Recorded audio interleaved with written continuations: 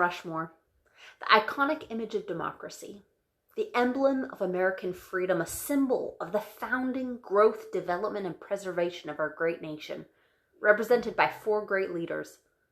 Located in the Black Hills of the Dakotas, on a mountain known to the Lakota tribe as the Six Grandfathers, stands a sculpture 5,725 feet above sea level.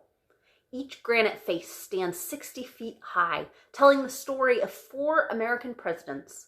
America's first president, who led the 13 colonies through the American Revolution during our nation's fight for independence.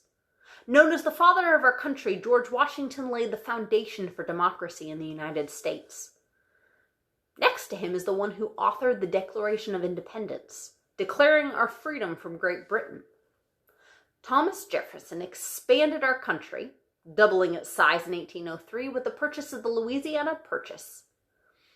To his left stands the regal carving of Theodore Roosevelt. Although seen without his iconic spectacles, this 26th president looks no less majestic. Standing there is the one who led our nation through two of her greatest crises, the Great Depression and World War II. Lastly, Abraham Lincoln, who saw our nation through perhaps her darkest hour, when brother rose up against brother to preserve the union of our nation and fight for the right of all men to be free. When a New York lawyer by the name of Charles Rushmore came to the area in 1885 surveying gold claims, he observed the mountain and inquired as to what it was called, to which a local replied, "It has never had a name till now. It will be known as Rushmore Peak." Charles Rushmore then donated $5,000 toward the sculpting of the mountain. Mount Rushmore was conceived in 1927, but it wouldn't actually reach completion until 14 years later in 1941. Although only 6 of those years were actually spent carving the monument, 7 of them were spent with delays due to weather and lack of funding.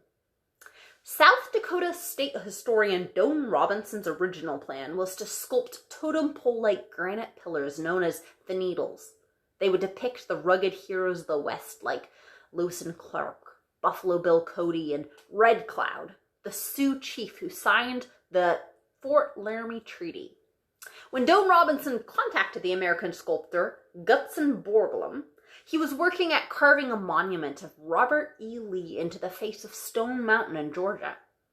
Accounts say he was fired from that project, and his work was blasted from the mountain. Borglum's vision spanned beyond Robinson's desire to just attract merely tourism to the Dakotas. He wanted something that represented the most important events in the history of the United States. Something that would draw people from all around the world.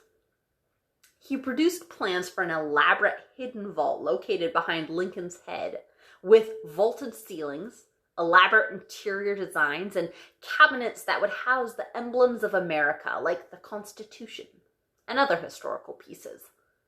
When Congress found out about it, a tunnel into the canyon was already underway. They put an immediate halt to the secret chamber. They were already short on funds, with the Great Depression going on in the United States at that time. Calvin Coolidge delivered a dedication speech to Mount Rushmore on August 10th, 1927, as well as providing $250,000 in federal funding for the project. At the time, certain Americans fought to add a fifth face to the great monument, the face of women's rights activist Susan B. Anthony. A bill was introduced to Congress in 1927 and rejected.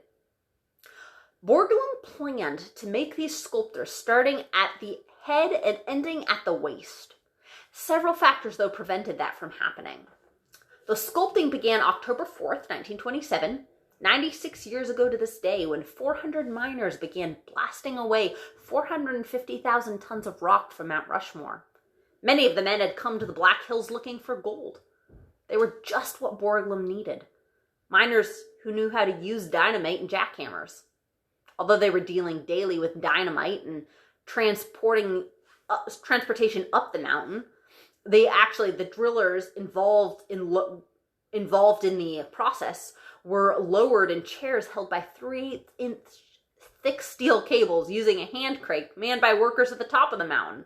There were no casualties, actually, surprisingly, in the 14-year duration of the project. Others used the 700 flights of stairs to reach the area of construction. Call boys were hired to shout messages back and forth between miners. Washington was completed, and a ceremony was held on July 4th of 1930. Jefferson's face had been in the works for 2 years. A sculptor to the right of Washington. But due to a weakness in the rock, the face was demolished with dynamite, and the final carving was placed to the left of Washington's face. The final sculpture was finished and dedicated in 1936. Lincoln's head was then dedicated in 1937 and Roosevelt's in 1939. Borglum then died in 1941, leaving behind an unfinished monument. 7 months before Mount Rushmore's scheduled dedication, 450,000 tons of rock still lay at the base of the mountain. His son Lincoln did a brief touch-up, but funding ran out and it was declared complete. The project cost a total of $989,992. Mount Rushmore has been used in movies such as Hitchcock's North by Northwest. Marvel Comics depict a battle in which Hulk causes Lincoln's face to fall off. Even a Lego construction was created out of 1.5 million Lego bricks. Mount Rushmore remains a great American symbol, visited by 3 million Americans a year. And it has been called the Shrine of Democracy.